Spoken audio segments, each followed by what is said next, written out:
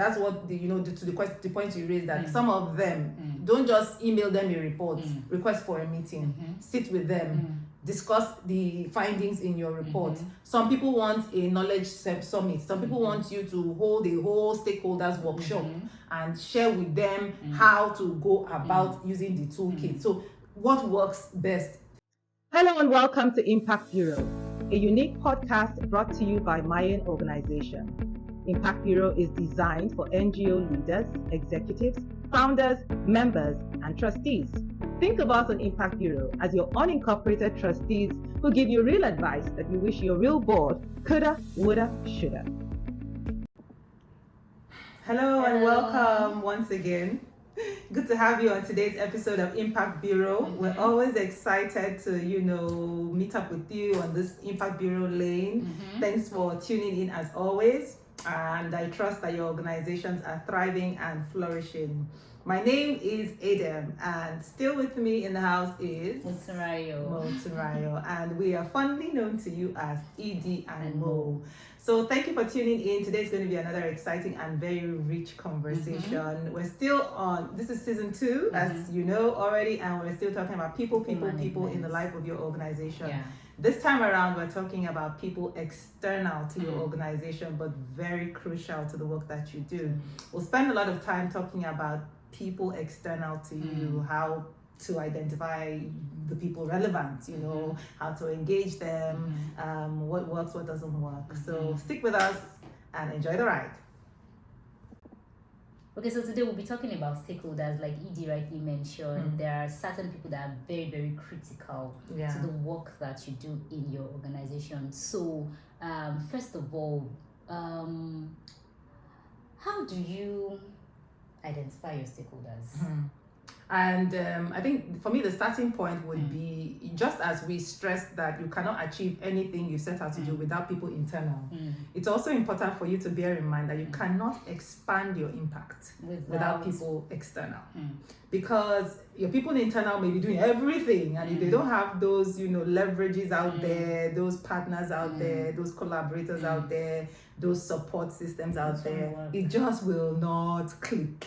It won't happen. So it's a very important balance of working with people internal and external. I think the analogy that comes to my mind is, this is just how society is built, right? You can't just say your own family is the only family that will exist. There are other families that you need to engage with. Precisely. So that principle of no man is an island extends beyond your organization, extends beyond you as an employee learning not to work alone. It means even as an organization, you're not an island. There are other organizations out there. There are other, individuals, entities out there that you will need to rely upon, partner with, collaborate with to get your objectives, to reach your objectives and targets. So that's the starting point. Now, having established that, what should be your prism? How should you be viewing this entire landscape of people? Is it everybody that should just be, jumping to and saying? I think that it's important to begin to think in terms of categories in the nature of your work. All the things that concern your work, how would you box these people into compartments? There are always going to be people who make decisions that will affect you. So you must be aware of that. Remember, even when we're talking about strategic planning, when we talked about your SWOT analysis, opportunities and threats, we did things like political, technology, So when you're examining that external landscape, you must think in that, you reflect along those lines. Political means there are decision makers who are affecting the landscape. So as an organization, be aware of your decision makers who affect the landscape or the context in which you work in. There are also people who control and allocate resources. There are always going to be people who control the money levers. They are the donors, they are the private sector individuals, they are the philanthropists. Be aware of them. There are also always going to be influencers and champions, social actors. Influencers could be traditional rulers, they could be thought leaders in the environment, religious leaders, people acting out there in society to influence minds, thoughts, beliefs. They are critical to your work. Of course. You're also going to be mindful of the media. The media amplifies voices. They could amplify yours. They could amplify the voices of external people. Destroy. So depends on how you're really engaging them. Very important. So the media is another block to be conscious of. So think along those lines, and then we'll begin to walk you through how to then methodically identify them. Okay, so let's take it from the methodological. This English is Englishing me. The methodology of identifying your stakeholders. Yes. So if I'm an NGO owner, where do I start from? Okay, so let me take us a step back. Okay. Before we even go into identifying, I think that I want you to always be aware of something as an NGO leader listening now. The first thing you should always be mindful of is this question Buturan has asked. I need to always know my stakeholders. Who are they? So we'll walk you through what are the critical questions to answer that will tell you who it is you should be engaging as a stakeholder, right? The second thing you should always be thinking about is what motivates these stakeholders. So in your planning your work, you should also always be bearing in mind what motivates. This is why, for instance, we do things that are evidence-based, because we've learned that evidence motivates stakeholders, right? Some other people might decide that policy is what motivates a stakeholder. For a donor to be willing to invest in an area, there must be an existing policy that says that the government is pursuing so and so objectives in that area. That is when they will act. Without such policy directions, they will not act. So please be aware of what motivates your stakeholders. If it's community actors, be aware of what is this culture and tradition. So that's it. Another thing you should always be asking yourself is, what kind of message / evidence / information will compel them to act? What kind of evidence / information / knowledge will always get these sets of people to act? Some people, all they require is your last report, your last report of impact that showed that this activity achieved these objectives. That is all they need, and as a donor, they will fund you a second time.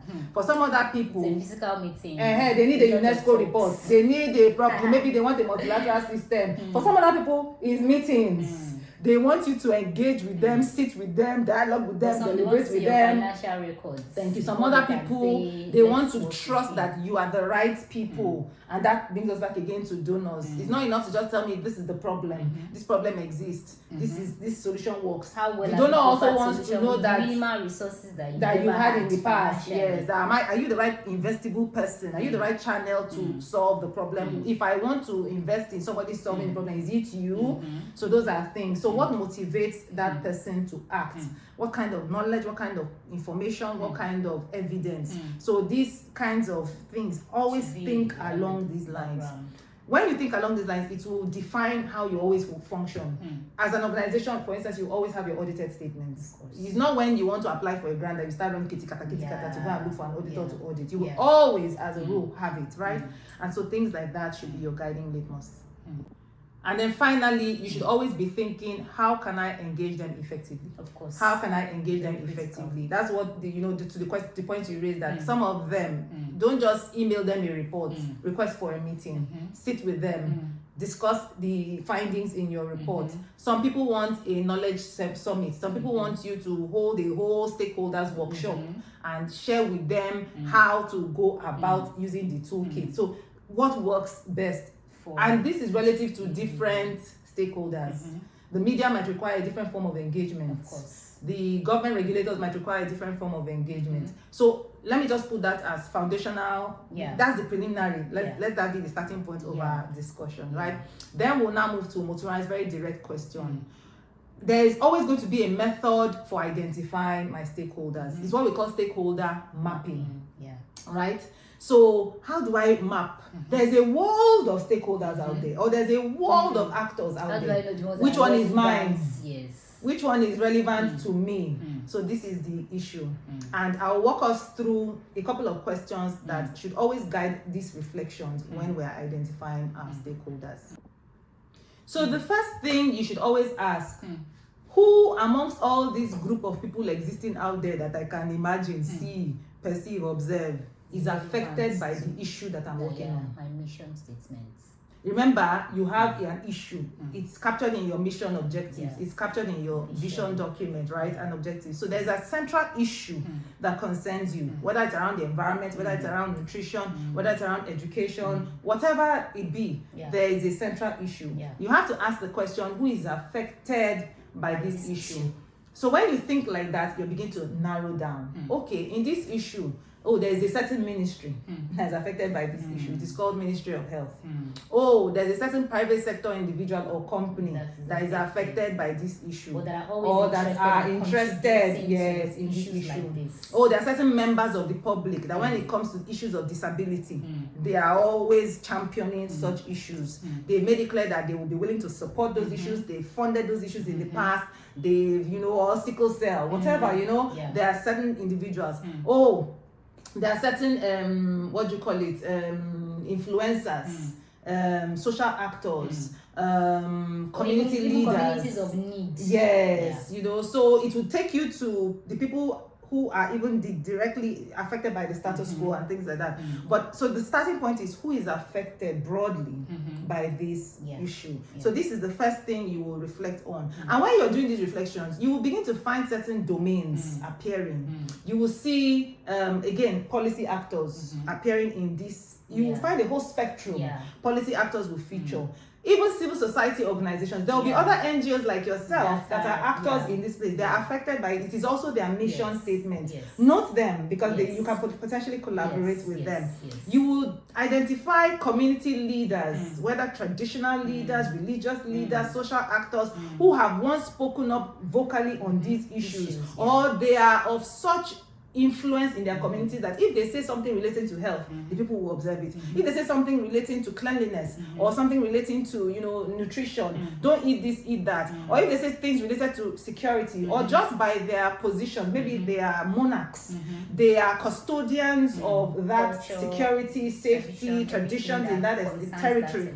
So these are people to identify. You will also be able to start identifying media entities that beyond their general dissemination role of informing the public, they seem to have a public they seem to identify organizations topics. That work They have specific programs that they broadcast on these issues. So you can take your programs there, or you can find potential partners in such institutions. So think along those domains. Another thing you need to ask yourself is, who is helped by the status quo? Who is helped? Who is benefiting? There's always, and this is something that we have to teach ourselves, because a lot of times in development work, we look at things from just a moral lens. There should always be a sensitivity for the economic lens factors. I remember when Nigeria began to really tackle female genital mutilation. When we were just looking at it as just preaching sermons, don't mutilate, don't do this, don't do this, we're not making headway. When we started partnering with women who were in the arts, trained, traditional, women who have over the years been trained in genital cutting, they have it's their business, it's their livelihood. When a child comes of age, a girl comes of a certain age, families bring them to her for genital cutting in the name of tradition and history that will keep her morally chaste and all that. And that was the woman's livelihood. It's the same way people have traditional birth attendants. They had those forms of women. And so you coming to now start trying to sensitize people and say, don't do this, was disrupting their economy. So it was when people started partnering with these women to see how can we work with you to, inform you better, to change your, services. Maybe instead of providing this kind of genital cutting, why don't you begin to mentor girls around marriages, help girls, to work with them, or like in Calabar, we started working with them in the fattening room and things like that, how to prepare girls for marriages, and they will pay, so instead of adding that element of cutting, what other services can you add on that is also beneficial in the community will welcome it, but does not harm these girls physically, emotionally, and in any other way, right? And there was more progress because then, rather than view it as something disrupting the livelihoods they saw it as something that can expand other forms of benefits to the community without necessarily disadvantaging them. So this is an approach. Don't just ignore the factor of economic gain. Some people are benefiting from the status quo. Some people are benefiting from farmers that don't have access to fertilizers because maybe for whatever reason it helps their own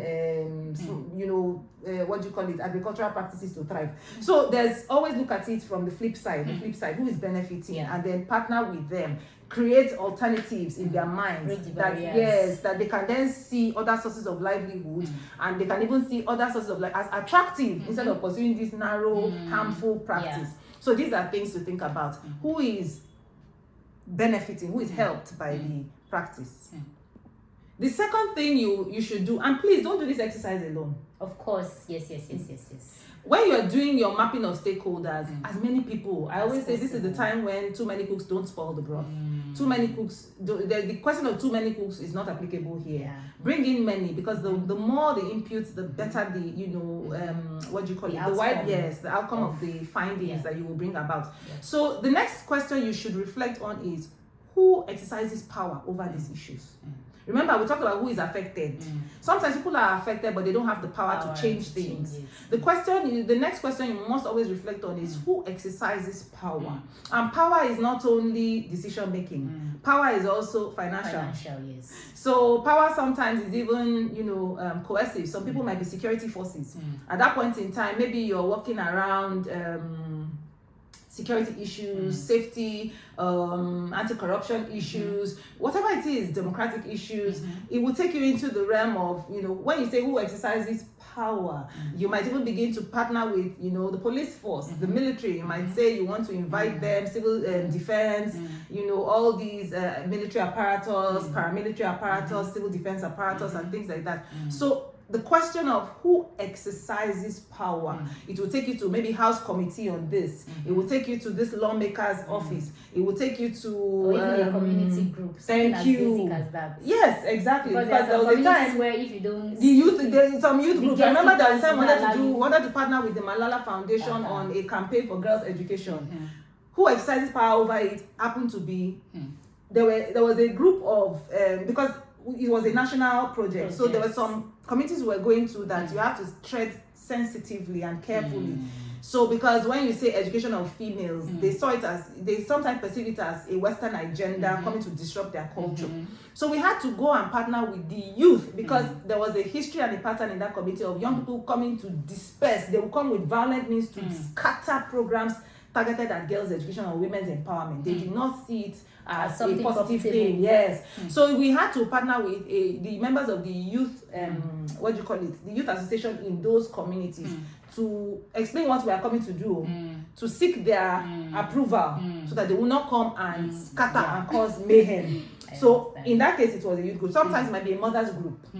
So some things like that. Who exercises power? Because who is going to give your children permission to come to a library? Might be the mothers in that place, or the fathers in that place, or the older siblings, So or the community endorsement guarantees that have people coming in, So who exercises power is another very important question to reflect on. Yes. And just as you consider who is helped, also consider who is harmed. When you consider who is harmed, so as you're reflecting on your stakeholder mapping, it will naturally take you to the targets, the beneficiaries on the ground. As some people are benefiting, they are helped by the status quo. Some people are harmed by the status quo. Some people, if for instance you talk about lack of access to education, some people are benefiting from it. They want to marry the girls early. They want to, use the children to farm, do plantation, construction work. Child labor, actors in child labor, child trafficking, they are enjoying it, right? So they are helped by the status quo. But some people are harmed by the status quo. Children girls who marry early. Yes, the girls that are forced into early childhood marriages, early, pregnancies, forced into, illicit labor, forced into trafficking, forced into prostitution, forced into manual labor, and all of these things. So those children, they are the ones who are harmed. They are your targets. You need to also target them to direct services to them, psychosocial services, information services that give them opportunities to call when they are in distress. So these are stakeholders. Stakeholders are not only people that we donate to you. Stakeholders are also people that are harmed by the status quo. And sometimes people harmed by the status quo are even the care providers, the families of these children who don't know that their actions have a counter. They are even, apart from harming the children, they are harming they themselves. They are counterproductive. So they are operating from a point of narrow information, maybe low knowledge, low awareness on a subject. That if you correct, they will make wiser choices. Yes, on a subject. So those ones too, they are harmed by the, even if it's self-inflicted harm, it is their actions that are causing harm. And they are the adults in the, yes, they need to unlearn certain things so that they can make wiser choices. So they too can fall into the category of people that you target for, yes, they are harmed. Exactly. And then you need to reflect on the question of who is going to be interested in supporting you. So this whole issue, right, has, you know, you've looked at things like who is affected by it, who has the power to make, you know, who has power, exercise power over it, who is harmed by it, who is helped by it. You should also think about who is interested, who is likely to be interested in supporting you. From the news you've read in the past, from the news you've, you know, heard, from interactions in the past, meetings you've attended, conferences you've been privy to, just general, you know, messaging that has come into the public domain. You should be able to identify people that are people that are supportive of such a mission statement and object. So by that point in time, you begin to look at private sector individuals, you begin to look at members of the public. Are there philanthropists like we identified earlier who anything disability, they are champions of such things, or anything girls, female rights, women's empowerment, they will stand up actively in support, or anything education. Climate, environment, anything education. So you begin to identify. I remember there was a time when I think it was GT Bank that was always supporting. They have this project for visually impaired. They used to support. Yes, I think it was GT Bank. You know, MTN Foundation to have specific. So this will also lead you to start looking at companies' reports, foundations' reports, donor organizations. What are their reports? Because when you read their reports, you see their focused objectives. It's from these focused objectives that you will then say, this is the person that I should look at, I should chase, I should apply for this. They've identified that they want to address all matters related to climate. They want to focus on climate mitigation, or, you know, helping farmers to be more resilient. And so my work in this area will gain support from this kind of organization. MTN Foundation supports so and so. Yes, so I will also target them. I'm an organization working on nutrition, trying to reduce child mortality. This company that has been, you know, providing baby foods has also said that they will always support, you know, NGOs that are dedicated towards reduction of child mortality, blah blah blah. So let me go to them, let me go to Cerilac, let me go to, you know, whatever, right? So these are the ways you identify who by their public statements, who by their postures have aligned overtly, obviously, with these issues that I'm also working on. Then you can then identify them as your stakeholders. And just as you've identified who is interested in supporting you, you should also identify who will likely oppose you. Very important. Don't only keep your eyes on, you know, who is going to open the gates for you. Keep your eyes on who is going to shut the gates. The door. Yes. Sometimes, like in the gender space, this is something we are very conscious of. So that as you're doing one thing, somebody is not blocking it from another side. There was a time in public health, there were beliefs that were passed on by, you know, in some communities that vaccines were an attempt to, you know, prevent fertility. COVID-19? No, this is dates back. You know, there's a perception that some communities have about vaccines. That vaccines are supposed to. During COVID, to some people, that's the reason why they did not take it. Vaccines. You know, but it's an age-long perception that many communities have harbored in the past. Anytime you bring formal vaccines, they'll say, it's fertility. They are trying to prevent us from having children. You know, and these messages are spread by actors, influential actors, people who have the ears. They are considered thought leaders, opinion leaders. They shape the opinions of these communities.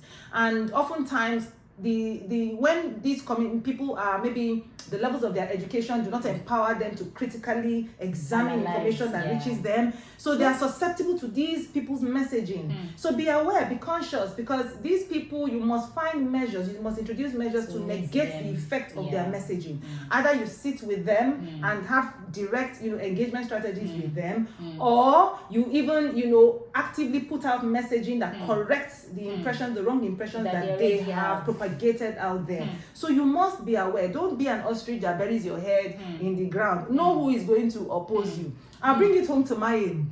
There are sometimes we go to schools, want to take projects to schools. We have to know which teacher is going to be an ally and which teacher is going to be an obstruction. It's important because some teachers will say the last time you came, they did not distribute any gifts to us. So I will make it a point of duty to frustrate their program. That's true. Note them so that you avoid them, so that you go to another ally, so that you must always have allies in any context. These allies are going to help you to expand the impact of your program in that context. Wow, quite a lot of nuggets you've shared. So I mean, a lot of things, a lot of factors need to be considered when organizations are trying to identify their stakeholders. If there is any of the tips that she has shared that you didn't really get, please go back to the beginning of this video and rewatch, because it's really important that you get it. Okay, so after having identified your stakeholders, I believe the next step should be engagement, management, being accountable, and all of that. Yes. How do you go about that? For me, what I did was I did what we call the power interest map. Okay. So I try to, because you have to prioritize. Even this stakeholder mapping, after you identify all the people that are relevant along these questions, it's you might generate a whole lot of actors, and you begin to think, if I spend all my time engaging them, I won't do the work, the actual work. So you have to do things like prioritizing, and when you want to prioritize, you need to have some framework to guide your prioritization. So I look at who has high power on any of these issues, so in terms of who makes the decision, who is affected, who benefits, who suffers, who supports it, and who opposes it. You have to look at, then categorize them, put them broadly in categories. Which of these stakeholders that you've identified, whether it's an NGO, who would you consider to have a high interest or a low interest? And in this spectrum of high interest, low interest, you also bracket it who has high power, low power. So somebody might have high power on a subject, but very low interest. So maybe your strategy then becomes, they have high power, but low interest. If I give them more information, their interest will peak. So sometimes maybe a corporate organization or a donor that has interest in funding things like what the Bill and Melinda Gates said they were going to roll out money for recently. I forgot it now. I think it's something about girls. Yes. I'm trying to remember. It will come to me. So there's a general maybe direction that they want to take, but they've not honed in on your specific issue. They don't have as much obvious interest. Maybe if you hold a stakeholder summit or some wide attention causing session or conference, it will direct, and you bring all of these actors to the room. It will make them say so things like that will inform your strategy first and foremost. So who has high power but low interest? Some people might have high interest but low power. So don't spend too much energy there. You might want to, maybe the level of their interest, you want to leverage it because they might be good to help you promote. They are good as voices. But they really can't change the status quo. So maybe what you can do with those type of people is be sharing your reports, be keeping them informed about and updated about the things you're discovering. Be making sure they're just as informed on it, because that their level of interest makes them like microphones for the subject, right? Some people have high interest, we talked about it, low power, right? Some people have high power, low interest. And some is high. Some people low. Is high, it's low. The ideal is high. The ideal is high. High interest, high power. Target them. So their last report said that, they're going to fund this subject, maybe climate disasters. Yes, it was climate. Bill and Melinda Gates said they're rolling out funding for climate. Okay. Yes, issues around climate mitigation, climate adaptation, resilience, blah, blah, blah. So that's high interest in a subject. This is the time now that, actors, NGOs, in non-profits in that space should then position themselves to be under their radar because they have high interest and high power, high financial power. Sometimes it's a decision maker, somebody who has the ability to change a policy, but they have low interest.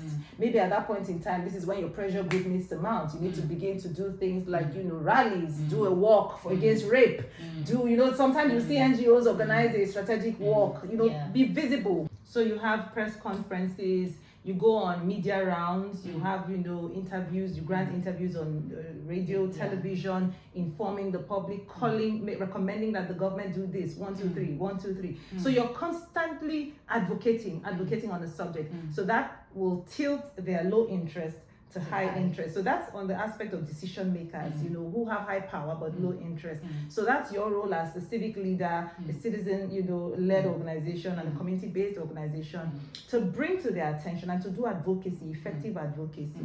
So that's what we use, as our way of prioritizing and also identifying effective strategies. So this brings me now to your question. What would be an effective strategy to engage? If I wanted to move an actor with high power but low interest, I would really use public, media channels.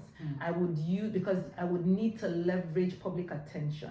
I would need to make sure that, the information I'm bringing causes a ripple effect in the public that compels that the decision maker to take a second look or to act decisively on that matter. If girls, the incidence of rape and sexual-based violence is on an alarming increase, then it's important that a policy statement be made out or better enforcement, be carried out to protect these girls. Or if we're seeing a rise in child labor and, there are existing laws, but they're not being well implemented or enforced, I would then be using these means to get all the actors, whether it's the law enforcement operatives, security operatives, all the relevant actors with power to double down on this problem. So that's why the media engagement strategy might be very effective at that point in time. We would also perhaps do a lot of visitations, a lot of, advocacy visits to strategic office holders at moments like that, because then you want to bring directly to their information and knowledge this information and evidence you've captured, that over the last 1 year the incidence has grown from this to that. We are seeing on the ground reports of so and so, gaps in policing to this effect, gaps in regulatory protection to this effect. We call on your office, your good office, to do 1, 2, 3 things. We call on your, so advocacy visits are very useful forms of engagement in matters like that. Now, if I was simply trying to attract donor attention to a matter, so maybe high power, financial power, but low interest, I would do a lot of policy briefs. I would do a lot of submission of reports or impact evaluation. Sometimes donors want to see an impact evaluation that shows them that this kind of approach actually solves a problem. So you would maybe call in monitoring and evaluation experts. You would partner with and fund an impact evaluation that would inform their donor strategy in the future going forward. Some other people, it might be, from time to time, routine visits, from time to time, if it's your stakeholder is maybe your regular donors, your individual donors, sharing reports with them, inviting them for your program so that they see the evidence of, your impact on the ground. From time to time, holding maybe an end of year, cocktail event that appreciates them, shows a video or documentary of the work, and how their support helped you to achieve that impact. Producing your annual statement, your annual report, and distributing it to them with pictures, making sure your website is up, that constantly show updated information of the projects you're working on, the different teams, and and projects that you're successfully completing. So these are various forms of engagement. Community actors have their own kinds of engagements that are necessary. Also, going to the traditional rulers, can be attending their meetings, yes, updates, exactly. Conducting sensitization in local languages, sharing flyers, sharing pamphlets, that guide people, like what people did during, COVID, washing hands or general public health based information, even billboards. So, there are different mechanisms or for strategies for engagement that can only best be determined when you do all these previous steps we've talked about. What works best for who, what will motivate who to act, who is high, interest, high power, low power, high interest, low interest, high power, yes, identify them along that spectrum, and then know what works best for each one, and then do targeted and effective engagement. Okay guys, so it's been a lot, like it's always a lot, right? So like I said earlier, if there is any part of this conversation that you think you didn't really capture well, go back to the beginning or go back to wherever it is that you feel you've lost touch and try to understand what we were trying to say. It's really been a lot, and I'm sure that by the time you start implementing these things, especially as it has to do with your stakeholder mapping and all of that, you're really going to get it right. So, and let me just chip in that this is one of those topics that we literally conduct a lot of workshops around. So it's easy for us to sit here and just be saying like it's the same screen, but it doesn't on the ground. In implementation, it requires a lot of workshopping. It involves tools. For instance, when I talk about the power interest mapping, there's a whole tool we use to help you. When we talk about even stakeholder mapping, we have tools. So those tools, unfortunately, I can't be showing. They're not being shared right now. So this is where you can reach out to us if you need more like practical hand holding through this exercise. A consultation could be made possible, and then we'll walk you through how to actually complete the steps and move forward in your organization. You've had it all, Happy community. Thank you so much for staying tuned. See you next week, and don't forget to like, to share, and subscribe. Take care.